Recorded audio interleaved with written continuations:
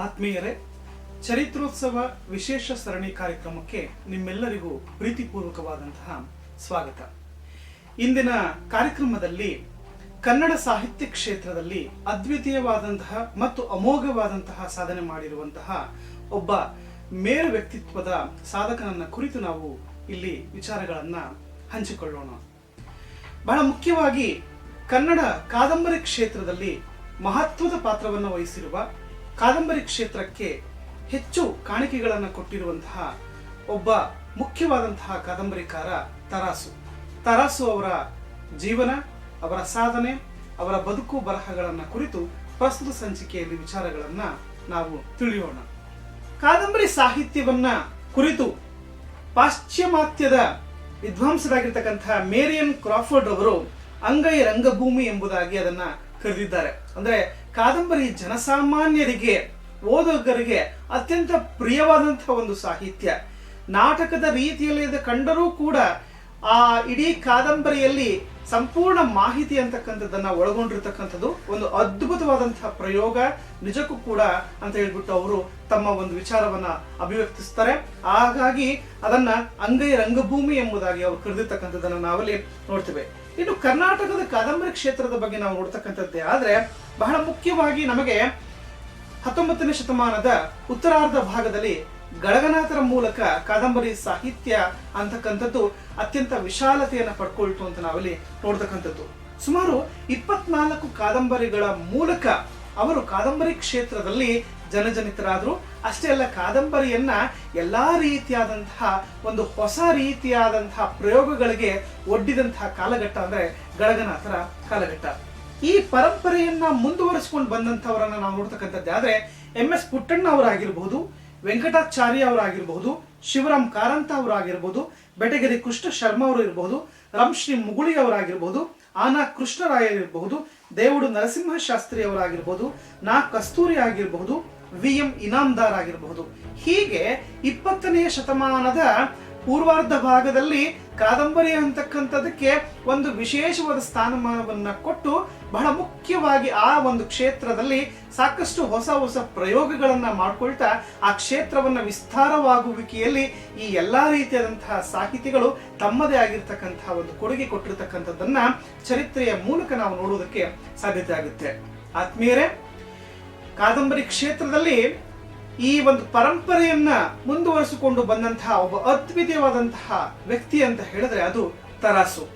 ಪ್ರಸ್ತುತ ನಮ್ಮ ಕಾರ್ಯಕ್ರಮದಲ್ಲಿ ತರಾಸು ಅವರ ಬಗ್ಗೆ ವಿಶೇಷವಾಗಿ ನಾವು ನೋಡ್ತಕ್ಕಂಥದ್ದೇ ಆದ್ರೆ ತರಾಸು ಅವರು ಹೇಗೆ ಈ ಕಾದಂಬರಿ ಕ್ಷೇತ್ರವನ್ನು ವಿಸ್ತರಿಸಿದ್ರು, ಕೇವಲ ಕರ್ನಾಟಕ ಅಷ್ಟೇ ಅಲ್ಲ, ರಾಷ್ಟ್ರ ಮಟ್ಟದಲ್ಲಿ, ಅಂತಾರಾಷ್ಟ್ರೀಯ ಮಟ್ಟದಲ್ಲಿ ಕನ್ನಡ ಸಾಹಿತ್ಯಕ್ಕೆ ತನ್ನದೇ ಆಗಿರ್ತಕ್ಕಂತಹ ಒಂದು ಪ್ರಧಾನವಾದ ಸ್ಥಾನಮಾನವನ್ನ ಕೊಟ್ಟಂತಹ ಕೀರ್ತಿ ತರಾಸು ಅವರಿಗೆ. ಇವತ್ತಿನ ಈ ಸಂಚಿಕೆ ಮುಖ್ಯವಾದಂತಹ ಉದ್ದೇಶ ಏನು ಅಂತಂದ್ರೆ 2020 ತರಾಸು ಅವರ ಜನ್ಮ ಶತಮಾನೋತ್ಸವ ವರ್ಷ. ಅಂದ್ರೆ 2020 ಏಪ್ರಿಲ್ 21ಕ್ಕೆ ತರಾಸು ಅವರು ಹುಟ್ಟಿ 100 ವರ್ಷ ಆಗ್ತಕ್ಕಂಥದ್ದು. ಸೊ ಆ ದೃಷ್ಟಿಯಿಂದ ನಮಗೆ ತರಾಸು ಅವರ ಜನ್ಮ ಶತಮಾನೋತ್ಸವದ ವಿಶೇಷತೆ ಹಿನ್ನೆಲೆಯಲ್ಲಿ ತರಾಸು ಅವರ ಜೀವನದ ಬಗ್ಗೆ, ಅವರ ಬರಹ ಕ್ಷೇತ್ರದ ಬಗ್ಗೆ ನಾವು ನೋಡ್ತಕ್ಕಂಥದ್ದು. ಕನ್ನಡದ ನವೋದಯ ಮತ್ತು ಪ್ರಗತಿಶೀಲ ಚಳುವಳಿಯ ಮುಖ್ಯ ಚಿಂತಕರಾಗಿ, ಮುಖ್ಯ ಒಬ್ಬ ಸಾಹಿತಿಯಾಗಿ ನಾವು ತರಾಸು ಅವರನ್ನ ಗುರುತಿಸ್ತೀವಿ. ಕನ್ನಡ ಸಾಹಿತ್ಯದಲ್ಲಿ ಅನೇಕ ರೀತಿಯಾದಂತಹ ಒಂದು ಕಾಲಘಟ್ಟಗಳನ್ನ ಗುರುತಿಸ್ತೀವಿ.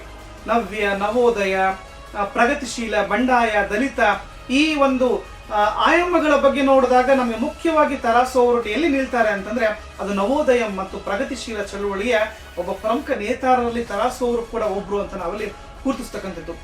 ತರಾಸು ಅವರ ಪೂರ್ಣ ಹೆಸರು ತಳುಕಿನ ರಾಮಸ್ವಾಮಯ್ಯ ಸುಬ್ಬರಾಯ ಎಂಬುದಾಗಿ. ತರಾಸು ಅವರ ಪೂರ್ವಿಕರ ಬಗ್ಗೆ ನಾವು ನೋಡ್ತಕ್ಕಂಥದ್ದೇ ಆದ್ರೆ ಇವರು ಚಿತ್ರದುರ್ಗ ಜಿಲ್ಲೆಯ ಮೊಳಕಾಲ್ಮೂರು ಪರಿಸರದಲ್ಲಿ ವಾಸ ಮಾಡ್ತಿರ್ತಕ್ಕಂತಹ ಮುಳುಕನಾಡು ಸ್ಮಾರ್ತ ಬ್ರಾಹ್ಮಣ ವರ್ಗಕ್ಕೆ ಸೇರ್ತಕ್ಕಂಥವ್ರು. ಅಲ್ಲಿದ್ದಂತಹ ವೆಂಕಣ್ಣಯ್ಯ ಅಂತಕ್ಕಂಥವರು ಒಂದು ಕಾಲಘಟ್ಟದಲ್ಲಿ ಚಳ್ಳಕೆರೆ ತಾಲೂಕಿನ ತಳುಕು ಗ್ರಾಮಕ್ಕೆ ಶೇಕ್ದಾರರಾಗಿ ಅವರು ಬಡ್ತಿಯನ್ನು ಹೊಂದುವಲ್ಲಿಗೆ ಬರ್ತಾರೆ. ಈ ವೆಂಕಣ್ಣಯ್ಯನವರ ಮೊಮ್ಮಗನೇ ಟಿ.ಎಸ್. ರಾಮಸ್ವಾಮಯ್ಯ ಅವರ ಮಗನೇ ಸುಬ್ಬರಾವ್, ಅಂದ್ರೆ ತರಾಸು ಎಂಬುದಾಗಿ ನಾವಲ್ಲಿ ನೋಡ್ತೇವೆ. ರಾಮಸ್ವಾಮಯ್ಯ ಅವರು ಹರಿಹರ ತಾಲೂಕಿನ ಮಲೆಬೆನ್ನೂರಿನಲ್ಲಿ ರೆವಿನ್ಯೂ ಇನ್ಸ್ಪೆಕ್ಟರ್ ಆಗಿ ಅವರು ಕೆಲಸವನ್ನ ಮಾಡ್ತಿರ್ತಾರೆ. ಅಲ್ಲಿ 1920 ಏಪ್ರಿಲ್ 21ರಂದು ಬಸವ ಜಯಂತಿಯಂದು ತರಾಸು ಅವರ ಜನ್ಮ ಆಯಿತು ಅಂತ ಹೇಳಿಬಿಟ್ಟು ನಾವಲ್ಲಿ ನೋಡೋದಕ್ಕೆ ಸಾಧ್ಯತೆ ಆಗ್ತಕ್ಕಂಥದ್ದು. ಅದಾದ ಮೇಲೆ ರಾಮಸ್ವಾಮಯ್ಯ ಅವರು ಚಿತ್ರದುರ್ಗಕ್ಕೆ ಬಂದು ವಾಸ ಮಾಡ್ತಕ್ಕಂಥದ್ದು. ರಾಮಸ್ವಾಮಯ್ಯ ಅವರ ಒಂದು ದುರ್ಗದ ಪ್ರವೇಶದಿಂದಾಗಿ ಈ ಒಂದು ತರಾಸು ಅವರ ಮೇಲೆ ಚಿತ್ರದುರ್ಗದ ಪ್ರಭಾವ ಆಗ್ತಕ್ಕಂಥದ್ದನ್ನು ಗುರುತಿಸ್ತೀವಿ. ತಮ್ಮ ಇಡೀ ಬಾಲ್ಯ ಮತ್ತೆ ಯೌವನವನ್ನ ಚಿತ್ರದುರ್ಗದಲ್ಲಿ ತರಾಸು ಅವರು ಕಳೀತಾರೆ. ಹೀಗೆ ತರಾಸು ಅವರು ಚಿತ್ರದುರ್ಗ ಪರಿಸರದಲ್ಲಿ ಅವರ ಜೀವನವನ್ನ ಮತ್ತೆ ಅವರ ಬಾಲ್ಯ ವ್ಯವಸ್ಥೆಯನ್ನ ಕಾಣೋದಕ್ಕೆ ಸಾಧ್ಯತೆ ಆಗುತ್ತೆ. ಆದ್ರೆ ಸುಬ್ಬರಾಯರ ಒಂದು ತಂದೆ ರಾಮಸ್ವಾಮಯ್ಯನವರಿಗೆ ತನ್ನ ಮಗ ಒಬ್ಬ ವಕೀಲನಾಗಬೇಕು, ಒಂದು ಉನ್ನತವಾದ ಅಧಿಕಾರದಲ್ಲಿ ಇರಬೇಕು ಅಂತಕ್ಕಂಥ ಹೆಬ್ಬಯಕೆಯಾಗಿತ್ತು. ಆದ್ರೆ ಬಾಲ್ಯದಿಂದಲೇ ಅತ್ಯಂತ ತುಂಟ ಮತ್ತೆ ಶಾಲಾ ತರಗತಿಯಲ್ಲಿ ಅವಿದೇಯ ವಿದ್ಯಾರ್ಥಿಯಾಗಿರ್ತಕ್ಕಂಥ ತರಾಸು ಅವರು ಪಠ್ಯ ಆಗಿರಬಹುದು, ಅದಕ್ಕೆ ಸಂಬಂಧಪಟ್ಟಂತಹ ವಿದ್ಯಾಭ್ಯಾಸದಲ್ಲಿ ಸಾಕಷ್ಟು ಅವರು ಒಂದು ಆಸಕ್ತಿಯನ್ನು ಅವರು ಹೊಂದಿರ್ತಿರ್ಲಿಲ್ಲ. ಆದ್ದರಿಂದ ಶಿಕ್ಷಕರಿಗೆ ಅಂದ್ರೆ ಗುರುಗಳಿಗೆ ಒಬ್ಬ ಅವಿದೇಯ ವಿದ್ಯಾರ್ಥಿಯಾಗಿ ನುಂಗಲಾರದ ತುತ್ತಾಗಿ ಆತ ಪರಿಣಮಿಸ್ತಿದ್ದ ಅಂತ ಹೇಳ್ಬಿಟ್ಟು ಅವರ ಬರವಣಿಗೆಗಳಿಂದ ನಾವು ತಿಳ್ಕೊಳ್ಳೋದಕ್ಕೆ ಸಾಧ್ಯತೆ ಆಗ್ತಕ್ಕಂಥದ್ದು. ತರಾಸು ಅವರ ಗುಣಗಳ ಬಗ್ಗೆ ನಾವು ನೋಡ್ತಕ್ಕಂಥದ್ದೇ ಆದ್ರೆ ಒಂದು ಪ್ರತಿಭಟನಾ ಮನೋಭಾವವನ್ನ, ಒಂದು ಬಂಡಾಯದ ಮನೋಭಾವವನ್ನ, ಸಂಪ್ರದಾಯಸ್ಥ ಬ್ರಾಹ್ಮಣ ಮನೆಯಲ್ಲಿ ಹುಟ್ಟಿರ್ತಕ್ಕಂತಹ ತರಾಸು ಅವರಿಗೆ ಆ ಸಂಪ್ರದಾಯದ ವಿರುದ್ಧವಾದಂತಹ ಒಂದು ಗುಣಗಳನ್ನ ನಾವಲ್ಲಿ ಸಣ್ಣ ಹುಡುಗನಿಂದಲೇ ಗುರುತಿಸೋದಕ್ಕೆ ಸಾಧ್ಯತೆ ಆಗ್ತಕ್ಕಂಥದ್ದು. ಅಷ್ಟಲ್ಲದೆ ಹೆಚ್ಚು ಒಂಟಿತನವನ್ನ ಅವರು ಬಯಸ್ತಾ ಇದ್ರು. ಆದ್ದರಿಂದ ಬಾಲ್ಯದಿಂದಲೇ ಚಿತ್ರದುರ್ಗ ಬೆಟ್ಟ ಗುಡ್ಡ ಪರಿಸರಗಳಲ್ಲಿ ಒಂಟಿಯಾಗಿ ಅವರು ಸಂಚರಿಸ್ತಕ್ಕಂಥದ್ದು, ಬೆಟ್ಟ ಗುಡ್ಡಗಳ ಪರಿಸರಗಳಲ್ಲಿ ಅವರು ತಲ್ಲೀನನಾಗಿ ಕುತ್ಕೊಳ್ತಕ್ಕಂಥದ್ದು, ಏನೋ ಆಲೋಚನೆಯಲ್ಲಿ ತೊಡಗತಕ್ಕಂಥದ್ದು, ಇಂತಹ ಒಂದು ಗಹನವಾದಂತಹ ಒಂದು ಅಂಶಗಳನ್ನ ಅವರು ಬಾಲ್ಯ ಜೀವನದಲ್ಲಿ ನಾವು ನೋಡೋದಕ್ಕೆ ಸಾಧ್ಯತೆ ಆಗುತ್ತೆ.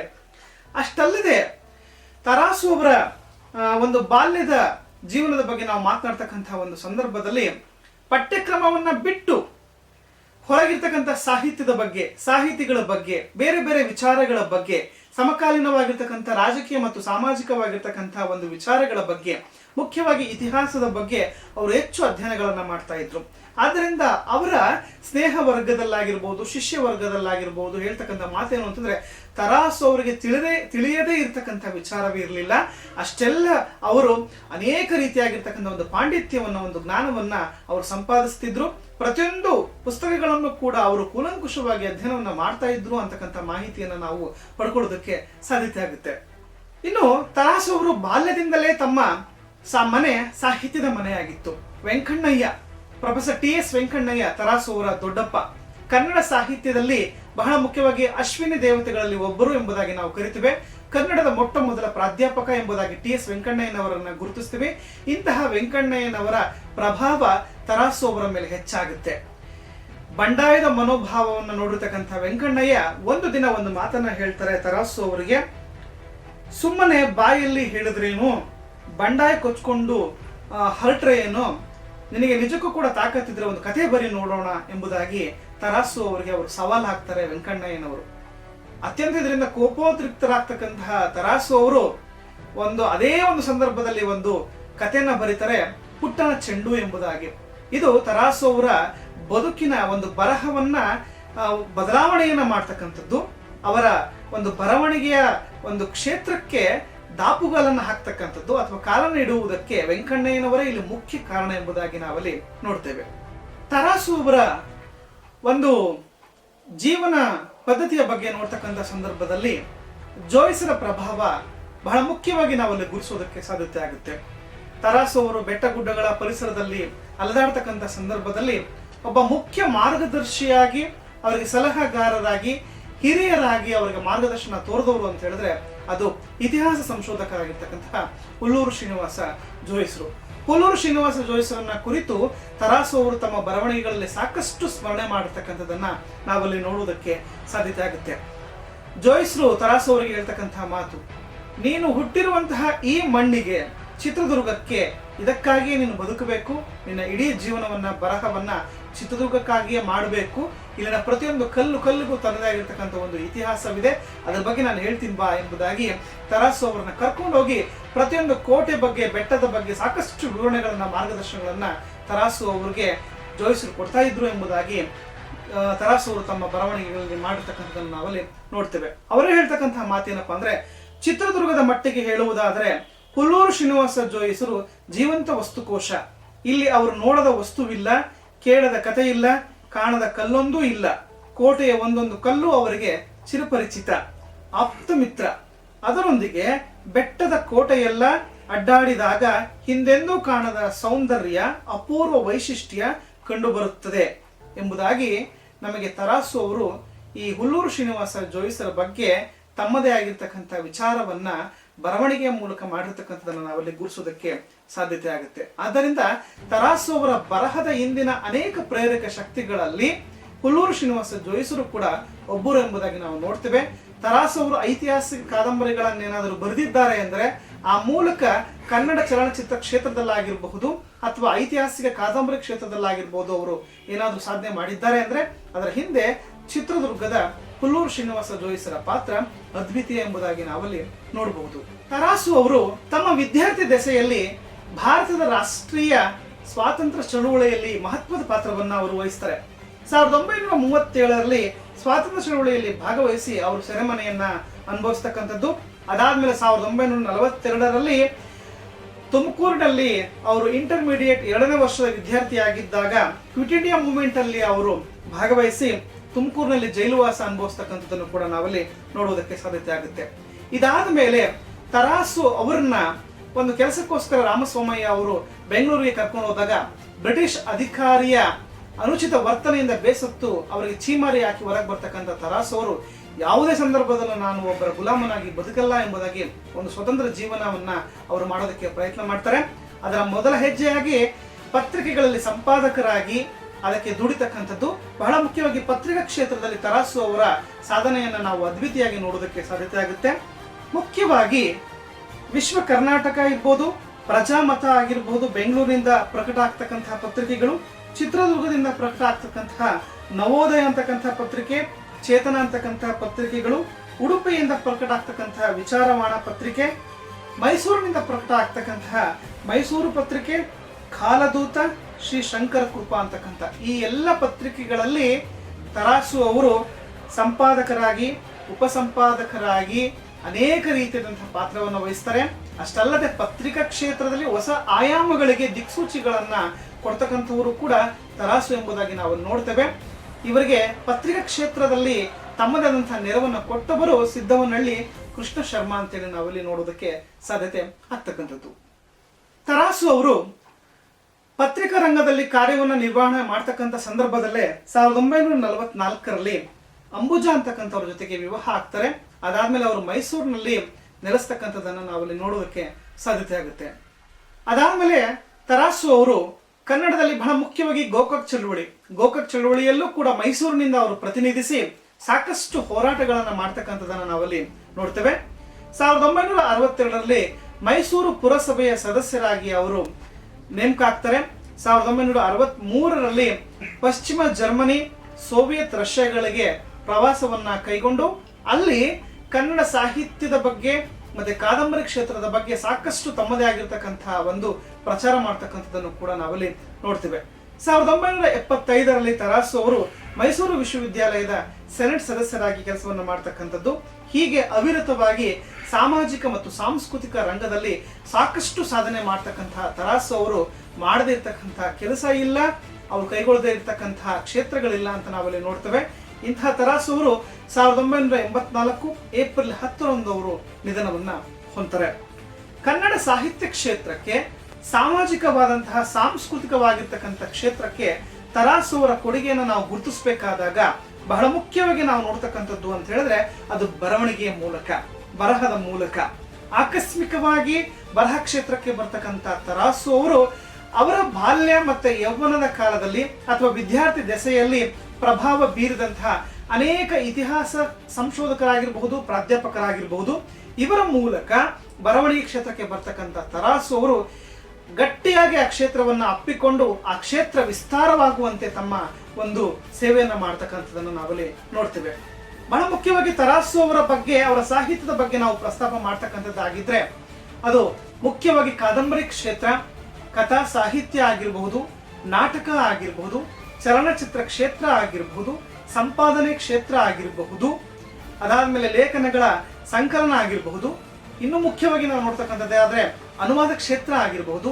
ಹೀಗೆ ಕನ್ನಡ ಸಾಹಿತ್ಯದಲ್ಲಿ ಬರ್ತಕ್ಕಂಥ ಎಲ್ಲಾ ರೀತಿಯಾದಂತಹ ಆಯಾಮಗಳಲ್ಲೂ ಕೂಡ ಅವಿರತವಾಗಿ ದುಡಿದಿರ್ತಕ್ಕಂಥವ್ರು ಅಂತಂದ್ರೆ ಅದು ತರಾಸು ಅವರು. ಕಾದಂಬರಿ ಕ್ಷೇತ್ರದ ಬಗ್ಗೆ ನಾವು ನೋಡ್ತಕ್ಕಂಥದ್ದಾದ್ರೆ ಅಥವಾ ಅವರ ಇಡಿಯಾದಂತಹ ಸಾಹಿತ್ಯದ ಬಗ್ಗೆ ನಾವು ನೋಡ್ತಕ್ಕಂಥದ್ದೇ ಆದ್ರೆ ಬಹಳ ಮುಖ್ಯವಾಗಿ ಸಾಮಾಜಿಕ ಜೀವಿಯಾಗಿ, ಬಂಡಾಯದ ಮನೋ ಪ್ರವೃತ್ತಿಯ ವ್ಯಕ್ತಿಯಾಗಿ, ಪ್ರಗತಿಶೀಲ ಚಿಂತಕನಾಗಿ ಅವರ ಬರವಣಿಗೆಗಳನ್ನು ನಾವು ಗುರುತಿಸ್ತೀವಿ. ಅವರ ಯಾವುದೇ ಕಥೆ ಆಗಿರಬಹುದು ಅಥವಾ ಕಾದಂಬರಿಗಳಾಗಿರ್ಬೋದು ಸಾಮಾಜಿಕ ಚಿಂತನೆಗಳಿಂದ ಹೊರಗೆ ನಾವು ನೋಡುವುದಕ್ಕೆ ಸಾಧ್ಯತೆಯೇ ಇಲ್ಲ. ಪ್ರತಿಯೊಂದನ್ನು ಕೂಡ ಸಾಮಾಜಿಕ ಚಿಂತನೆಯ ನೆಲೆಯಲ್ಲೇ ನಾವು ನೋಡ್ತಕ್ಕಂಥದ್ದು. ಇನ್ನು ಮುಖ್ಯವಾಗಿ ನಾವು ನೋಡ್ತಕ್ಕಂಥದ್ದೇ ಆದ್ರೆ ಭಾರತೀಯ ರಾಷ್ಟ್ರೀಯ ಹೋರಾಟ, ಸ್ವಾತಂತ್ರ್ಯದ ಕಿಚ್ಚಾಗಿರಬಹುದು, ಯುವಕರಲ್ಲಿ ದೇಶಾಭಿಮಾನವನ್ನ, ರಾಷ್ಟ್ರಾಭಿಮಾನವನ್ನ ಮೂಡಿಸುವ ನಿಟ್ಟಿನಲ್ಲಿ ಅವರ ಬರಹಗಳು ಜನರಲ್ಲಿ ತನ್ನದೇ ಆಗಿರ್ತಕ್ಕಂಥ ಒಂದು ಸ್ಫೂರ್ತಿಯನ್ನ ಕೊಡ್ತಾ ಇತ್ತು. ಇನ್ನು ಇತಿಹಾಸ, ಐತಿಹಾಸಿಕ ದೃಷ್ಟಿಯಿಂದ ಬರೆದಿರ್ತಕ್ಕಂತಹ ಕಾದಂಬರಿಗಳು ನಮ್ಮ ನೆಲದ ಬಗ್ಗೆ, ನಮ್ಮ ಸಂಸ್ಕೃತಿಯ ಬಗ್ಗೆ, ನಮ್ಮ ಇತಿಹಾಸದ ಬಗ್ಗೆ ವ್ಯಾಪಕವಾಗಿರ್ತಕ್ಕಂತಹ ಒಂದು ವಿವರಣೆಗಳಾಗಿರಬಹುದು ಅಥವಾ ಅವುಗಳ ಮುಖ್ಯವಾದಂತಹ ಒಂದು ವೈಭವೀಕರಣ ಆಗಿರಬಹುದು, ಇವರ ಒಂದು ಕಾದಂಬರಿಗಳಲ್ಲಿ ನಾವಲ್ಲಿ ನೋಡುವುದಕ್ಕೆ ಸಾಧ್ಯತೆ ಆಗುತ್ತೆ.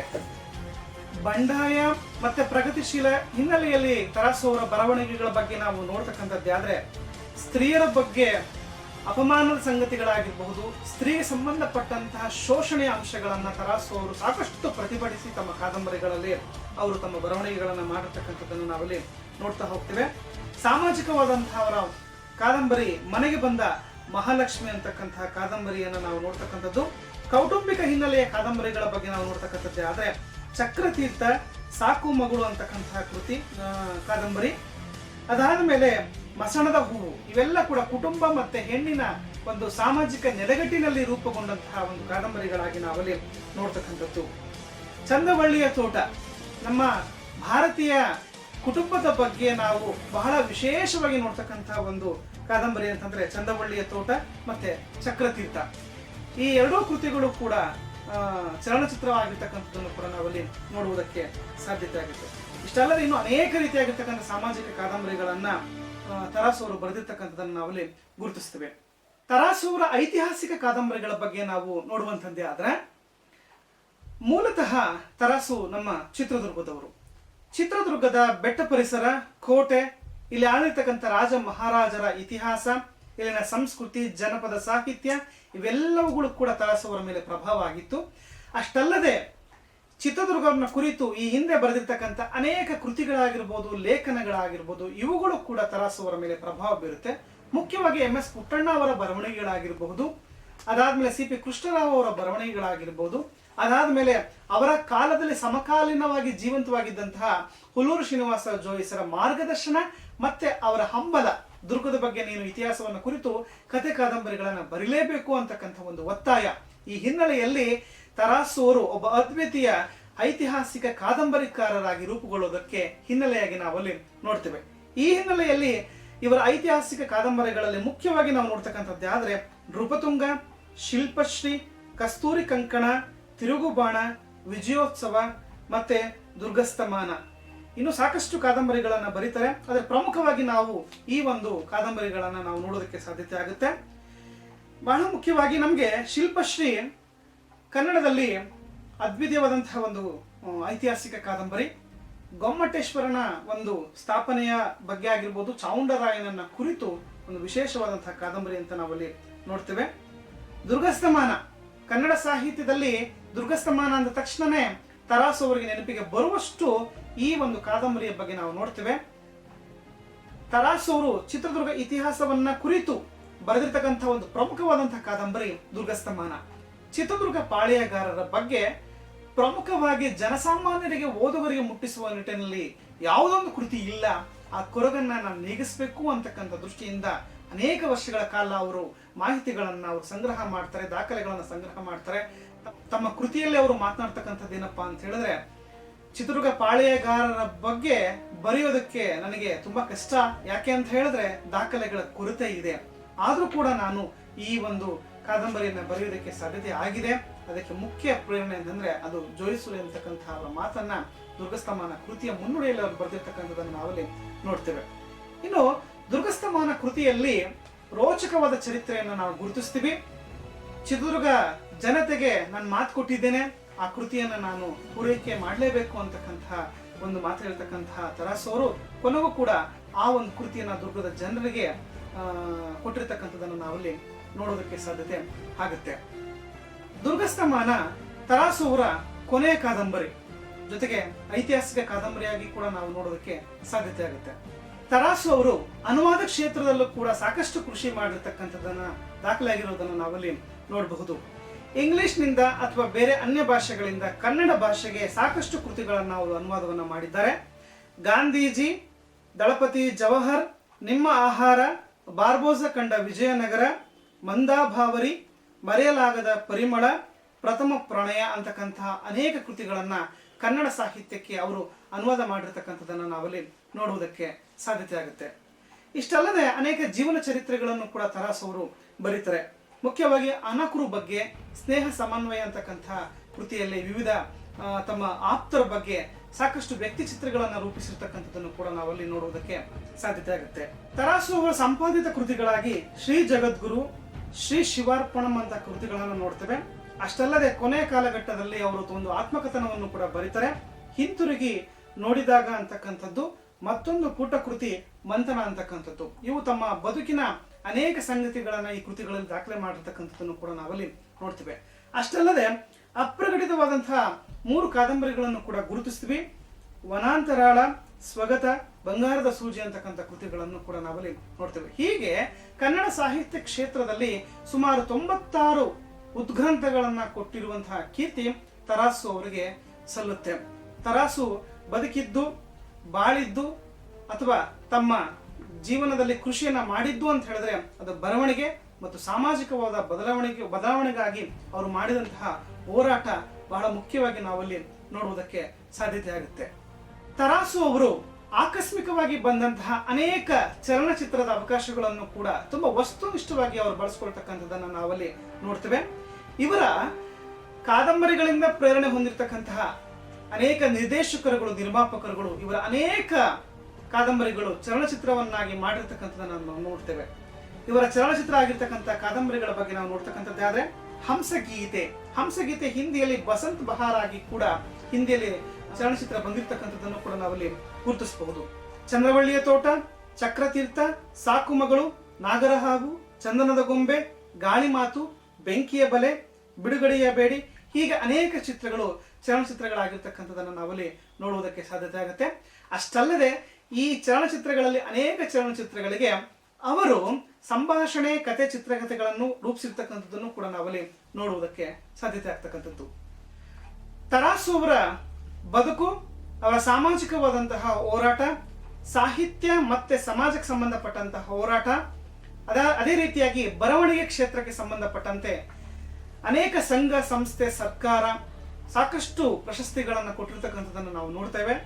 ಬಹಳ ಮುಖ್ಯವಾಗಿ 1963ರಲ್ಲಿ ಕರ್ನಾಟಕ ರಾಜ್ಯ ಸಾಹಿತ್ಯ ಅಕಾಡೆಮಿಯ ಪುಸ್ತಕ ಬಹುಮಾನ, 1970ರಲ್ಲಿ ಶ್ರೇಷ್ಠ ಕಾದಂಬರಿಕಾರ ಅಂತಕ್ಕಂಥ ಪ್ರಶಸ್ತಿಯನ್ನ ಕನ್ನಡ ಸಾಹಿತ್ಯ ಪರಿಷತ್ತು ಕೊಡ್ತಕ್ಕಂಥದ್ದು, 1974ರಲ್ಲಿ ರಾಜ್ಯ ಸಾಹಿತ್ಯ ಅಕಾಡೆಮಿಯ ಗೌರವ ಪುರಸ್ಕಾರ, ಶಿಲ್ಪಶ್ರೀ ಕಾದಂಬರಿಗೆ ಗೊಮ್ಮಟೇಶ್ವರ ಸಮಿತಿಯಿಂದ ವಿದ್ಯಾ ವಾರಧಿ ಪ್ರಶಸ್ತಿಯನ್ನು ಪಡೆತಕ್ಕಂಥದ್ದು, ಚಂದ್ರವಳ್ಳಿ ತೋಟ ಚಲನಚಿತ್ರದ ಕಥೆಗಾಗಿ ಚಲನಚಿತ್ರ ಪ್ರೇಮಿಗಳ ಸಂಘದಿಂದ ಶ್ರೇಷ್ಠ ಪುರಸ್ಕಾರ, ನಾಗರಹಾವು ಚಲನಚಿತ್ರದ ಶ್ರೇಷ್ಠ ಕಥೆಗಾಗಿ ಕರ್ನಾಟಕ ರಾಜ್ಯ ಸರ್ಕಾರದ ಪುರಸ್ಕಾರ.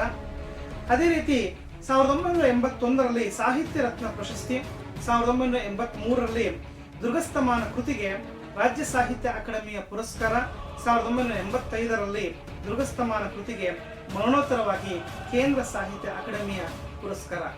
ಹೀಗೆ ಇಷ್ಟೆಲ್ಲ ಅನೇಕ ರೀತಿಯಾದಂತಹ ಪುರಸ್ಕಾರಗಳನ್ನ ತರಾಸು ಅವರು ಪಡೀತಾರೆ.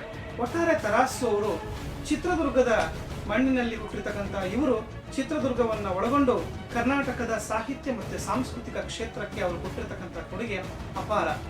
ಸಾಹಿತ್ಯದ ಮೂಲಕ, ಹೋರಾಟದ ಮೂಲಕ, ಅವರದೇ ಆಗಿರ್ತಕ್ಕಂಥ ಮಾರ್ಗದರ್ಶನದ ಮೂಲಕ ಅವರು ತನ್ನದೇ ಆಗಿರ್ತಕ್ಕಂಥ ಒಂದು ಪಾತ್ರವನ್ನ ಈ ಸಾಹಿತ್ಯ ಕ್ಷೇತ್ರದಲ್ಲಿ ವಹಿಸಿದ್ದಾರೆ ಅಂತ ನಾವಲ್ಲಿ ನೋಡುವುದಕ್ಕೆ ಸಾಧ್ಯತೆ ಆಗುತ್ತೆ. ಆತ್ಮೀಯರೇ, ಇವತ್ತಿನ ಸಂಚಿಕೆಯಲ್ಲಿ ತರಾಸು ಅವರ ಬದುಕು ಮತ್ತು ಬರಹವನ್ನ ಕುರಿತು ಅತ್ಯಂತ ಸಂಕ್ಷಿಪ್ತವಾದಂತಹ ಒಂದು ಮಾಹಿತಿಯನ್ನ ಪಡ್ಕೊಂಡಿದ್ದೀವಿ. ನಿಮ್ಮೆಲ್ಲರಿಗೂ ಕೂಡ ಧನ್ಯವಾದಗಳು.